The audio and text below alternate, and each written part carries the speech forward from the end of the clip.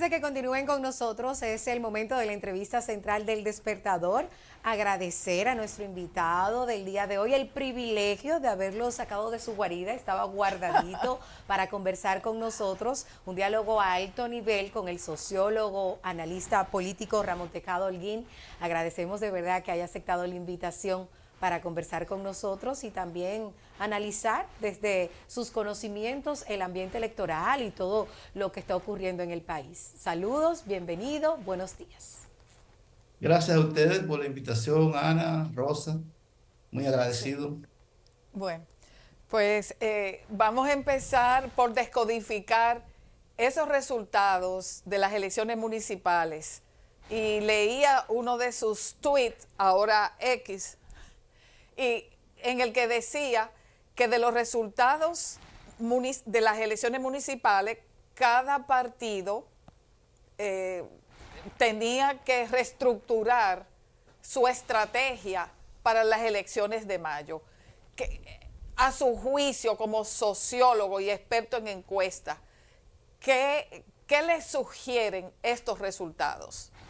Mira, es muy interesante porque muchas personas que han estado haciendo los análisis del proceso de elecciones municipales se ha centrado en un fenómeno que no es un fenómeno nuevo realmente, sino que es un fenómeno que viene desde hace cierto tiempo, que es el fenómeno de la abstención electoral. Que yo creo que en cierta manera se ha analizado de una manera que podemos decir incorrecta. Favor de Es subirlo, un señor elemento director, por inicial favor. que debería tomarse en cuenta. El otro elemento que debemos tomar en cuenta en este caso es que los procesos electorales municipales tienen su propia dinámica, que no necesariamente son procesos electorales nacionales. ¿A qué me refiero? Es cierto que las tendencias generales del electorado funcionan en los procesos municipales, pero cada entidad municipal, es decir, cada municipio, cada distrito municipal, es en sí mismo un proceso electoral que debe ser analizado. Por ejemplo, para poner un caso, tú tienes tendencias que hay en los grandes centros urbanos, en los procesos, en este proceso electoral, en la mayoría de los grandes centros urbanos, Santo Domingo, todo Santo Domingo, el Distrito Nacional, Santiago, resultó que la abstención fue de más del 60%. Por ejemplo, en Santiago fue de alrededor del 64-65%.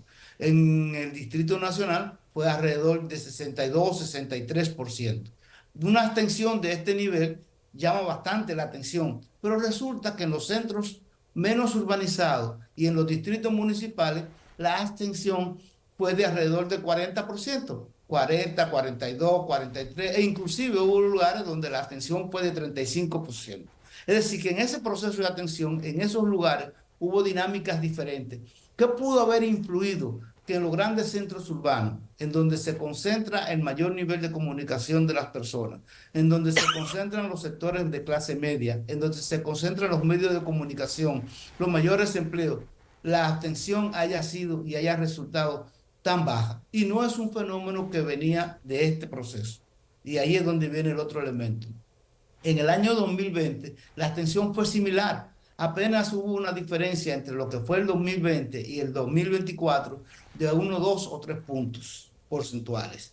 Sin embargo, habría que decir que en el 20 las elecciones municipales se hicieron en un contexto un tanto, digamos, difícil, de condiciones adversas. Primero que La fueron pandemia. elecciones que se suspendieron en febrero y se realizaron 2 o 3 meses después, y segundo, que se hizo en medio de una pandemia. Pero aún así se nota que hay un crecimiento de la abstención electoral y que habría que los partidos explicar.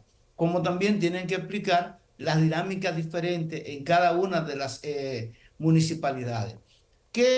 ¿Por qué digo que esto es importante? Mira, por ejemplo, en las elecciones nacionales para presidenciales, necesariamente el liderazgo local es importante para movilizar el voto, pero el liderazgo local no es por el cual tú vas a votar. Eso significa que en las municipales pudo haber un compromiso con liderazgos locales que no necesariamente ese compromiso sea con el liderazgo nacional o sea, con la candidatura presidencial que se va a dar.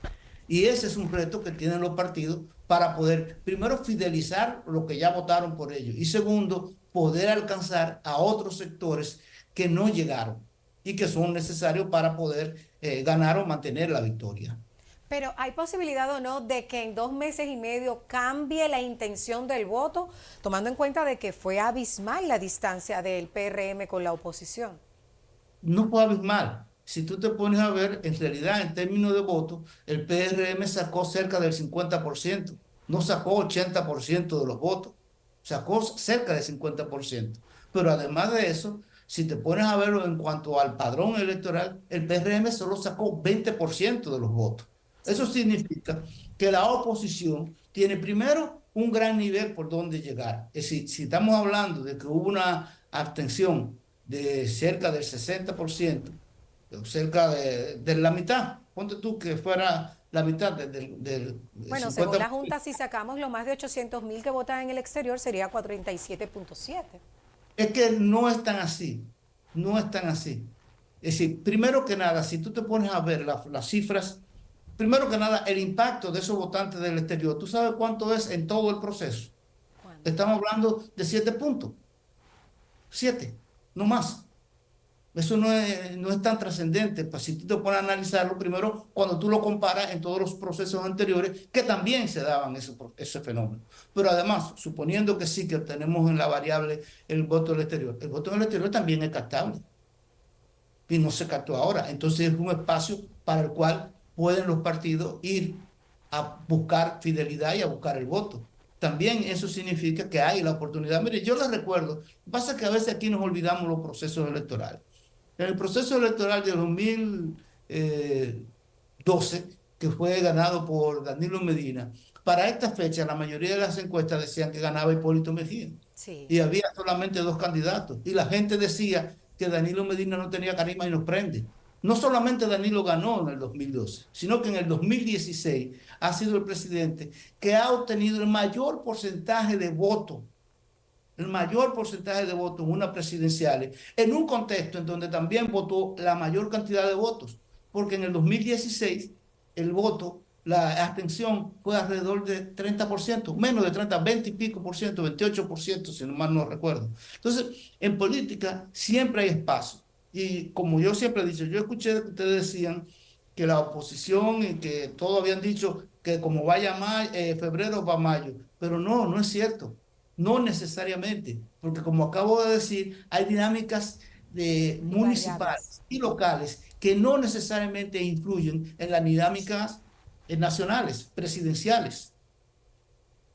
Esto es lo que Bueno, presenta un reto, tanto para la oposición, para poder efectivamente fidelizar un voto y alcanzar Perdón, a un Ana. Pero votante. ¿cómo le convendría, según su análisis, mejor a la oposición? ¿Ir por separado, como están ahora, o le hubiese convenido mejor una alianza para las presidenciales? Mira, por separado, yo escuché parte de lo que ustedes dijeron y lo que dicen algunas personas. Lo primero que nada es que la oposición, una buena parte de ella, va unida. O sea, tomen en cuenta que más de 18 localidades, senadurías en 18 provincias, hay acuerdos donde la oposición van a ir unida en la parte congresual. Esto es un acuerdo importante 25. y que no es despreciable. No es verdad que no hubo acuerdo, no, hay acuerdo. Lo otro son dos partidos que hay que entenderlo, en este caso los dos principales, el principal que es el PLD y el tercero, la tercera fuerza que es la fuerza del pueblo, que están también compitiendo por la fortaleza de su propio partido. Pues es normal que en un contexto en donde hay elecciones en primera vuelta, en donde es necesario ganar con una gran mayoría en primera vuelta, que ellos decidan ir con su propio candidato, tener sus propias identidades, promover sus propias identidades, a pesar de los acuerdos en el Congreso Nacional, para entonces en una segunda vuelta, y esa es la maravilla de la existencia de la doble vuelta electoral, poder llegar a un acuerdo que le sea favorable. De hecho, ya lo han dicho, hay un acuerdo previo. El que gane en primera vuelta, el que pase a la segunda vuelta entre ellos, será apoyado por los otros. Y eso es un acuerdo. No es verdad que no hay acuerdo. Lo que pasa es que no hay el acuerdo que mucha gente entiende que debe hacerse con un simplismo político, porque plantear que dos partidos con identidades diferentes, que en algún momento estuvieron juntos hace apenas 4 años, establezcan una unidad absoluta, eso es soñar, eso es ingenuo. Cada uno está construyendo su identidad y cada uno están bien buscando. Y es parte de la política, la unidad y la competencia. Lo que llaman y se llamaba en una época en que yo trabajaba mucho en la sociedad civil, la unidad en la diversidad.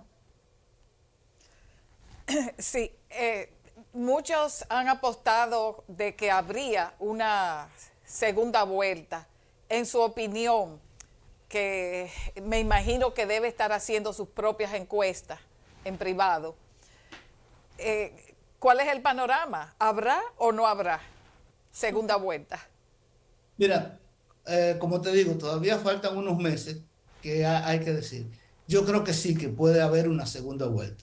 Es obvio que el PRM tiene la sartén por el mango, tiene el gobierno, acaba de ganar una gran cantidad de alcaldías, salió con una percepción positiva de las elecciones municipales, pero también es obvio y quedó muy claro en la repartición de los votos y en el hecho de que, insisto, más de 50% de las personas no fue a votar por ninguno de los partidos y apenas un 20% fue a votar por alguna de las candidaturas del PRM. Además de que la mayoría de las candidaturas, una gran parte de las candidaturas ganadoras en muchos de los distritos municipales y de municipalidades no eran de tradición PRM, provenían de otros partidos. Algunos que fueron comprados, otros que se cambiaron, etcétera, etcétera. Es decir, no es un partido que ha demostrado una tradición y una fortaleza. No es como lo que decíamos que era el PRD en una época, que hablaba de que era un sentimiento nacional, o lo que se decía que era el PLD,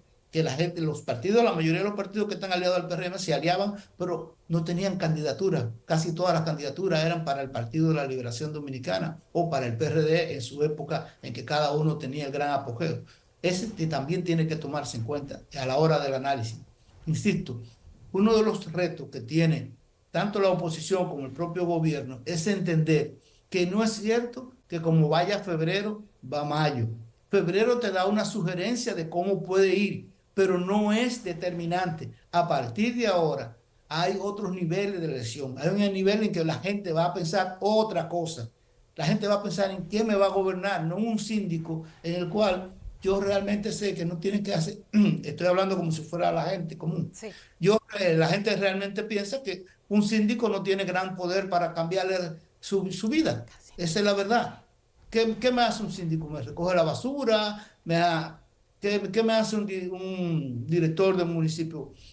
Muy poca cosa para la gente. Ahora, ¿qué hace la presidencia de la República? ¿Qué hace un presidente de la República? Eso es lo que más me va a impactar a mí. Entonces tengo otras motivaciones a la hora de tomar la decisión de por quién voy a votar. Otra motivación que tiene que ver con la fidelidad al partido, es una motivación importante. Por eso la fortaleza del partido es un elemento que debe tomarse en cuenta. La fortaleza del candidato, si confío o no confío en ese candidato, por eso los partidos tienen que construir un nivel de confianza no solo con el partido, sino hacia el candidato y la creencia o no en ese proyecto. Son tres retos importantes que tienen los partidos en este momento. Que de aquí a mayo se pueda cambiar algunos de los elementos de la percepción de la gente. Sí, se puede, siempre se puede. Todo es hacer un Y, buen diagnóstico, que es lo que por creo que... ejemplo, señor Tejado Holguín, ¿cómo se explica que encabezando Leonel y la Fuerza del Pueblo, la mayoría de las encuestas con una posición sólida de segundo lugar, en las elecciones haya quedado en un tercer lugar y el PLD en segundo? ¿Eso puede variar con relación a los resultados de mayo o las encuestas miden popularidad del momento y no necesariamente los votos en las urnas? Las encuestas miden la popularidad del momento y te dan una idea de cómo pueden ir los votos en las urnas. Pero precisamente lo que tú acabas de decir es un ejemplo de lo que yo estoy tratando de comunicarles a nuestros televidentes y a ustedes, que las elecciones municipales tienen una determinante diferente. Es decir, ¿En qué sentido? Precisamente en el sentido de que los liderazgos locales o las candidaturas locales tienen su importancia, una importancia mucho mayor que en las elecciones presidenciales, obviamente. Porque aquí, por ejemplo, una persona de un municipio tiene una fidelidad hacia el candidato a alcalde de X partido, pero en realidad también tiene una fidelidad hacia el candidato presidencial de un partido distinto. Entonces decide votar en las municipales por ese candidato que tiene un compromiso y piensa en toda la cantidad de alcaldes que compraron el PRM, en la cantidad de movimientos, de personas de los liderazgos locales de otros partidos que el PRM adquirió a través de ciertos mecanismos. Esa gente iba a hacer que su gente en el municipio votaran por ellos. Ahora, esas personas podrían hacer que su gente en el municipio, ya que ellos no son los responsables, no son las candidaturas, voten por su candidato presidencial. Entonces ahí entra lo que decía también hace un rato sobre la fortaleza del candidato presidencial. Es evidente que un candidato que ha sido varias veces presidente de la República y que tiene una buena presencia, como también tiene una alta tasa de rechazo, pues esté un poco mejor que un candidato que apenas está comenzando a ser candidato en algunas encuestas.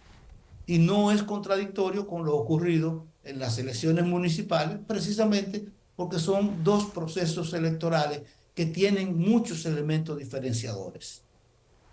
Sí, usted ha conocido, usted dirigió la DIAPE, la Dirección de Información y Prensa y Estrategia, Análisis para Estrategias Políticas. O sea que usted es un estratega en política. ¿Qué le parece la estrategia del presidente Abinader que va aliado con 22, aparece en 22 recuadros de la boleta electoral que tendremos en las manos en mayo para votar? También parece como que está trillando el camino de Danilo Medina en el uso de los comedores económicos, en el uso de las ayudas sociales, etcétera, etcétera, etcétera. Bueno, Como estrategia, no, ¿qué no hay... le parece positivo o negativo que Lo trille primero que nada el es... mismo camino del PLD que tanto se criticaba en el pasado? Lo primero es que es una posición tuya, Ana, eso de que el mismo camino del PLD, porque a mí no me parece que sea el mismo camino, sobre todo de Danilo Medina. Yo no tengo evidencias, y yo estuve involucrado en ese gobierno, de que hubo un uso tan evidente como el que hay en el momento actual de los recursos del Estado a favor de las candidaturas. Lo primero que no creo que sea la misma evidencia. El 911 no fue un proyecto reeleccionista. El plan social no fue un proyecto reeleccionista. La remoción de los hospitales no fue un proyecto electoral. Ahí hubo muchos elementos positivos de política que han sido echados para atrás por este gobierno que hay que analizar en un contexto de esa naturaleza. En cuanto a lo de los partidos, mira, yo desde que estoy en política y he comenzado a hacer análisis, e inclusive en algún momento el Partido de la Liberación Dominicana efectivamente también ha usado esa estrategia de usar mucho, de estar con mucha carita, eso no influye en gran cosa. La gente cuando en las presidenciales usted está en 22 recuadros o está en 4 o 5, si tiene su preferencia, va a votar por la preferencia que tiene, no importa en cuántos recuadros usted esté. La cantidad de recuadros no influye en la decisión de votar, influye la forma en que usted como candidato presidencial construye una comunicación con la ciudadanía y ésta decide votar. Los partidos minoritarios, que se le llama, a veces se ofenden porque dicen minoritarios, pero a veces son revejíos, muchos son MIPIMES, pequeñas empresas familiares, etcétera, etcétera. Nunca en mucho de eso contribuyen de manera muy, pero que muy poco al triunfo electoral. Simple y llanamente, inclusive hay un truco que utilizan muchos activistas dentro de los propios partidos, qué sé yo, por ejemplo, un activista del Partido de la Liberación Dominicana o un activista del PRM, en este caso, en este proceso electoral, que siente que no lo han estado importantizando, se va con su gente y hace una alianza particular en algunos sectores con uno de esos partidos minoritarios, le garantiza que los votos que ya están seguros para el partido van a ser para ese partido minoritario siempre y cuando él le participe de los beneficios que obtenga ese partido minoritario. Son cuestiones de la política que lamentablemente habría que superar, no han superado. Siempre he dicho que hay un fallo en la mayoría de los activistas de la República Dominicana y un fallo en el que hay que insistir. El que se haya hecho antes no justifica que se haga eso ahora. Así es. Si una cosa está mal hecha, estuvo mal hecha antes y está mal hecha ahora. No es necesario salir a decir, no, pero espérate, que antes lo hacían.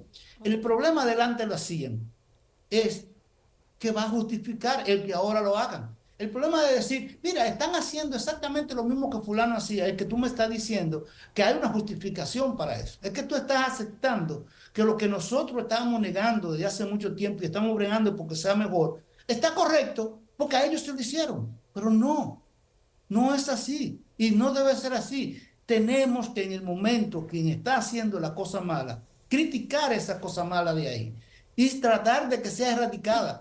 ¿Sabe una de las razones por qué muchas de las cosas negativas de la política no se erradican? Porque siempre volvemos a ese punto. Pero los otros lo hicieron y triunfaron. Justificación. No, debemos eliminar absolutamente esa forma de pensar. El La pensamiento publicidad del Estado, por negativo, ejemplo. debemos dejar de hacerlo. Y a propósito de eso, tenía otra pregunta, pero ya que están tocando el tema del abuso y uso de los recursos del Estado, aquí tenemos hasta un expediente voluminoso que gran parte de este está sustentado en supuesto uso de recursos en campaña, que es el expediente Calamar, que tiene a varios exfuncionarios, incluso por primera vez ministro del gobierno de Danilo Medina. ¿Cuál es la pregunta? No, eso de que ciertamente es una cultura. Pero el primero tema de, ahí en el expediente que usted señala, yo no he visto que incluya la parte que te dice electoral. Creo que había para algunos campaña. aportes, sí, algunos aportes, pero eso no quiere decir que hubo un uso de los recursos. Pero lo primero es que ese expediente, fíjese cómo ustedes mismos estaban ahora conversando sobre ese expediente y sus dificultades y cómo se ha tratado el Ministerio Público. Hasta tanto no haya una sentencia en firme, hasta tanto no haya inclusive un inicio de juicio donde se puedan dilucidar las cosas, eso sigue siendo una especulación. Yo lo siento, pero ahí no hay absolutamente, sí, yo solamente podría decir eso es cierto hasta tanto haya una, como digo, una investigación, una sentencia en firme. Porque es un expediente que todavía ni siquiera ha podido ser conocido por un juez, a pesar de que es un expediente que supuestamente tiene mucho legajo, muchas situaciones, y sin embargo, el propio Ministerio Público establece elementos para poder extender cada vez y más allá el expediente.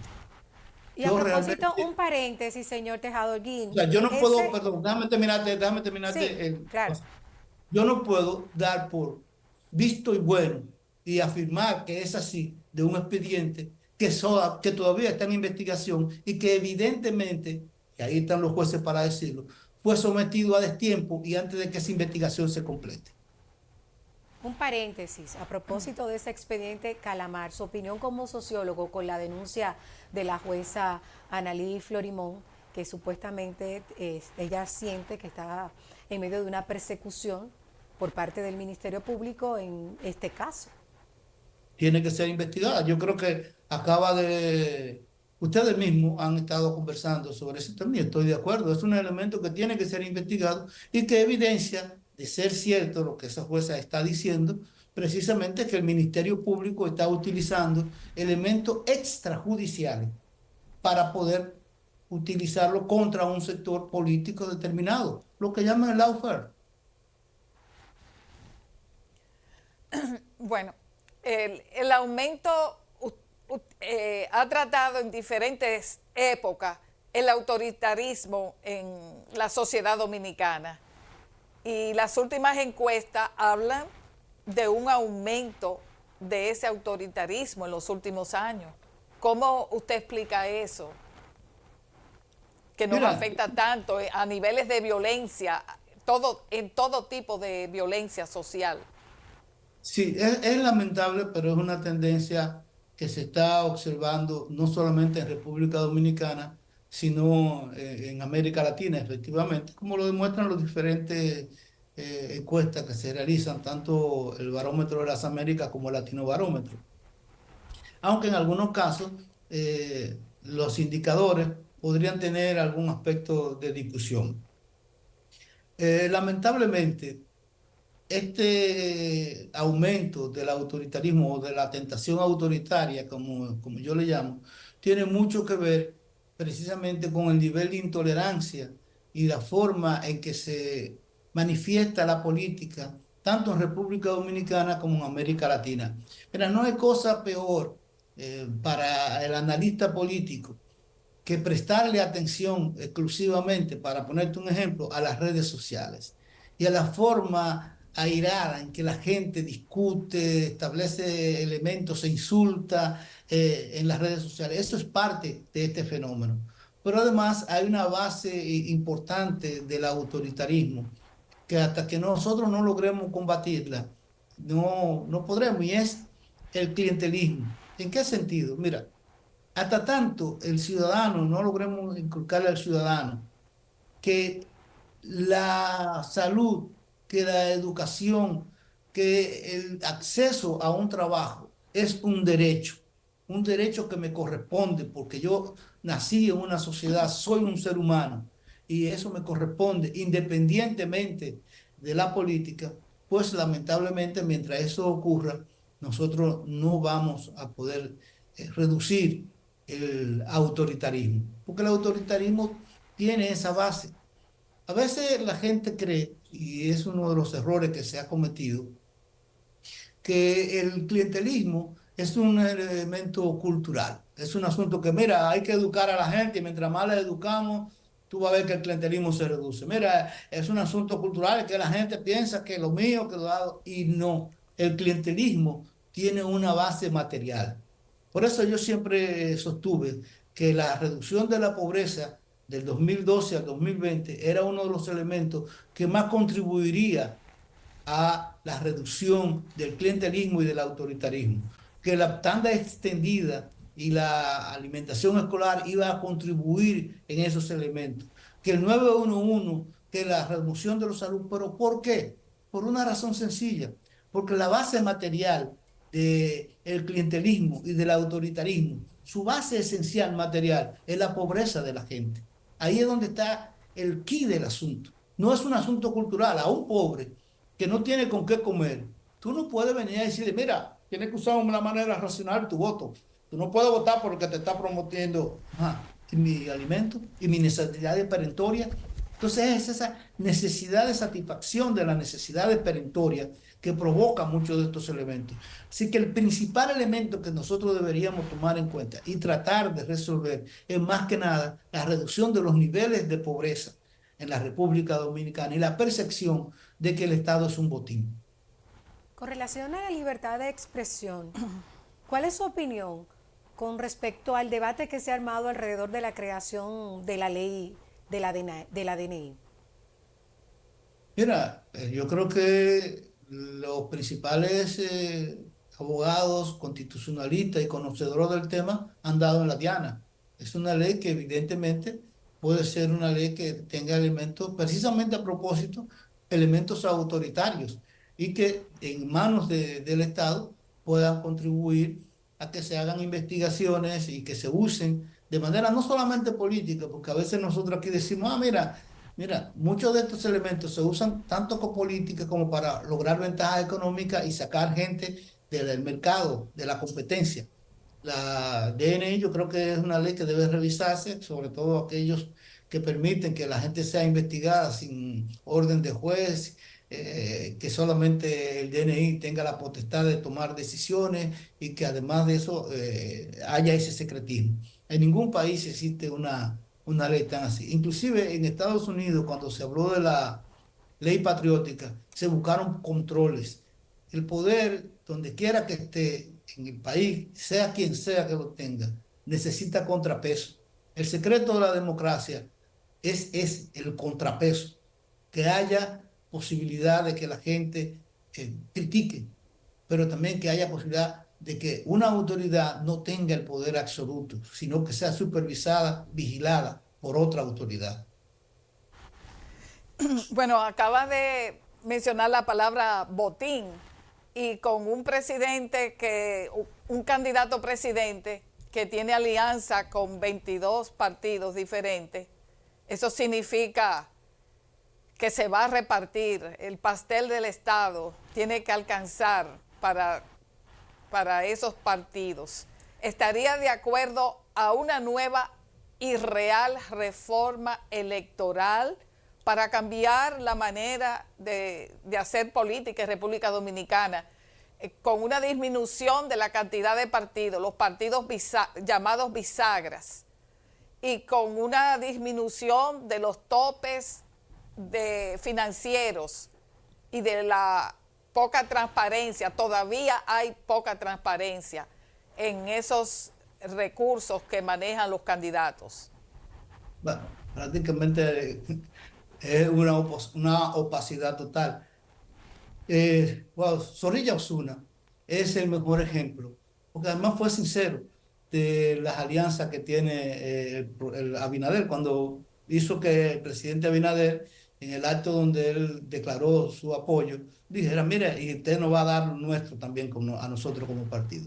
Efectivamente es así. Mira, Ana Mitila, la verdad es que si bien a mí me parece bien que se trate de regularizar las cosas por vía de las leyes, que se establezcan, eh, si no hay una práctica y una cultura dentro de los partidos que la sedimente, cualquier ley va a ser una tontería. Yo te voy a poner un ejemplo de la ley de partido que recién había sido aprobada para las elecciones del año 2020. La ley de partido, esa ley, que te informo, yo trabajé en ella además, tenía de los elementos más interesantes para la reducción del transfugismo. Por ejemplo, un elemento que tenía esa ley era, si usted ha sido candidato en un partido y perdió, usted no puede ser candidato para ese mismo proceso electoral de otro partido. O sea, usted no podría irse de un partido porque perdió un proceso electoral para otro. Sin embargo, Leonel Fernández se fue del Partido de la Liberación Dominicana porque perdió un proceso electoral, dando que le hicieron fraude. Se ha evidenciado que no fue así. Si nosotros no podemos ver los procesos electorales. Y un juez del Tribunal Superior, que dicho sea de paso, los jueces que están ahora en la Junta Central Electoral, decidieron que esa ley estaba mal, que eso que decía ahí no era correcto, y permitieron que una persona que no tenía, y que según la ley de partido aprobada por todos los partidos, la capacidad para ser candidato de otro partido y menos de un partido nuevo, fuera candidato. Entonces, con esto lo que te digo es, sí, es loable, ojalá y se pudieran hacer, pero no, la reforma que necesitamos es en la práctica. Nosotros lo que necesitamos es cada vez más una prensa más consciente de estos aspectos, más dinámica en la denuncia, más objetiva en el sentido de entender que, insisto, que lo que yo no tengo por qué señalar, mira, pero fulano lo hacía, aunque esté mal, pero fulano lo hacía. ¿Y por qué? No, es que está mal, y lo que tengo que señalar es que está mal, hágalo quien lo haga. Lo que yo tengo que hacer es, como prensa, como ciudadano, ser consciente de que necesitamos un cambio radical y ser el ejemplo de ese cambio radical.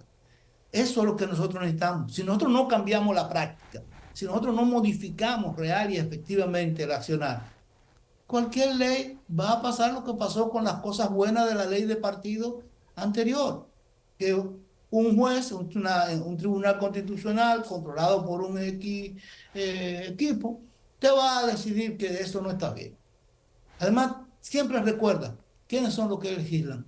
Son los mismos políticos, son los mismos partidos.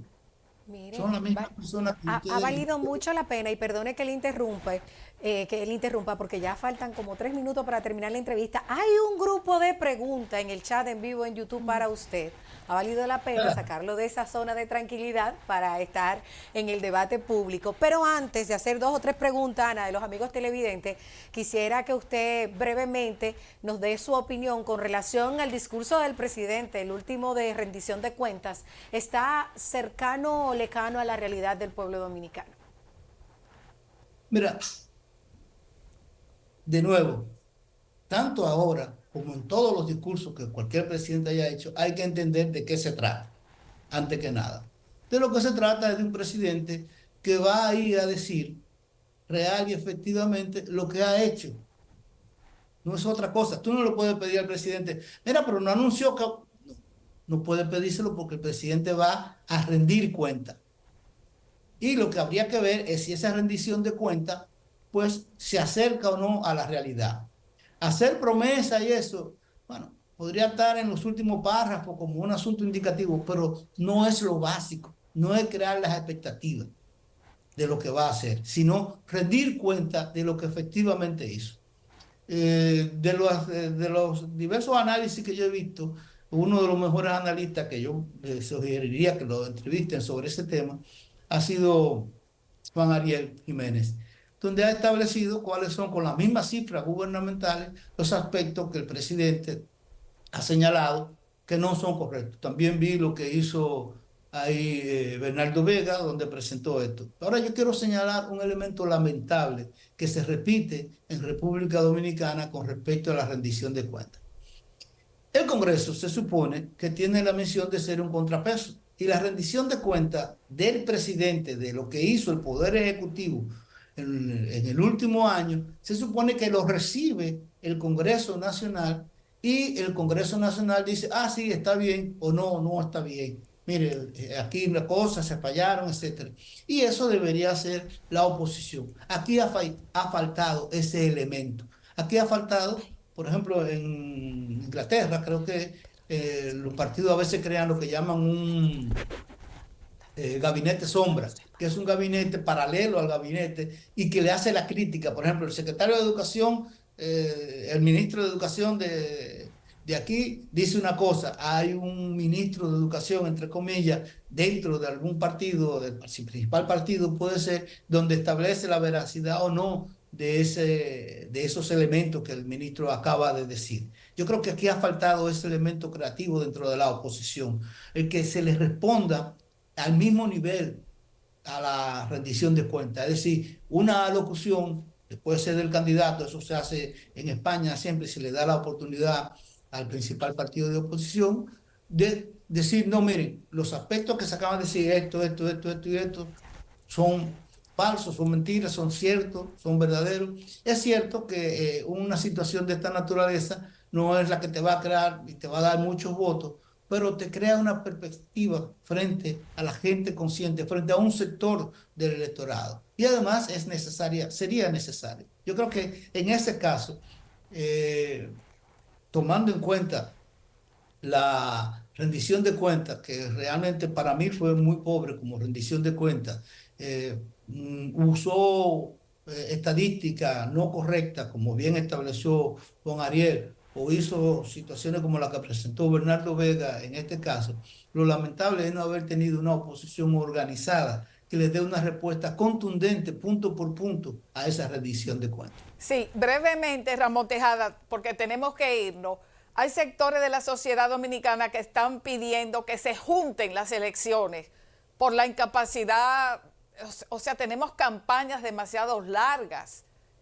Los partidos políticos son los principales violadores. Mira, la fiebre no está en la sábana. Y desde que en el 2010 se hizo este intento de unificar las elecciones, yo me opuse. Yo soy de los que creo que los procesos electorales separados y mejor separados como estaban, es decir, por 2 años de por medio, son mejores y más democráticos.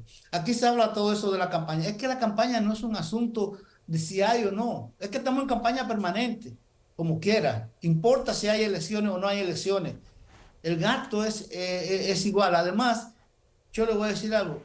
La prensa dominicana desea que efectivamente no se esté en campaña. pues no le haga caso a la gente que está en campaña de tiempo. No le haga caso, no le dé primicia, no le dé Que sea el efecto primera contrario. página, no lo inviten. Castíguelo. Castíguelo, exactamente. Y ya. Mira, en Estados Unidos, por ejemplo, hay elecciones prácticamente cada año. Tú buscas un año y vas a encontrar que algo se está eligiendo en Estados Unidos, desde sheriff o jueces que ya se eligen, gobernadores, fiscales, siempre hay elecciones de algún tipo. Y es una sociedad que funciona. En muchísimos otros países, cada cierto tiempo, un año, 2 años, hay elecciones y funcionan. Pero se vota por correo. Las elecciones separadas o unidas. El problema es la cultura que estamos creando con esto. Y la industria. Aquí hay una industria de la política, no te pierdas en eso. Señor Tejado Holguín, Elecciones separadas es mejor, resulta la tenemos pobreza. que irnos. Porque Una funciona más pena el que el dinero. tiempo se haya terminado. Y aquí estuve revisando las preguntas de los amigos televidentes y usted ha respondido gran parte de ellas. Por ejemplo, Guaraguao 87, que habla de los partidos minoritarios. Ya usted habló de ese tema. También tenemos por acá algunos que están hablando de... hay temas como lo que tiene que ver con la abstención. Ya usted se refirió a eso también. Que hable de las que Miguel, mujeres, de las Emilio Ortega estaba hablando de todo eso. O sea, las preguntas que están haciendo los amigos televidentes, todas tienen que ver, ya las supervisé con todos los temas que usted ha desarrollado. Así que le agradecemos grandemente que haya aceptado la invitación para Sí, conversar con nosotros, pero que se repita, por favor. Nos quedamos sin hablar del punto luminoso irnos, de la Ana. campaña. Virginia Antares Tenemos que y irnos. María Teresa Cabrera. Bueno, hay 9 candidatos a la luminoso presidencia. Pero 2 mujeres candidatas. Gracias. 2 mujeres candidatas, pero Sí. con pocas posibilidades. Así es. Yo creo, es como las elecciones, que dicen 42% de mujeres electivas. Sí, pero la mayoría de vicesíndicas, de vicealcaldes. Eso no es un avance.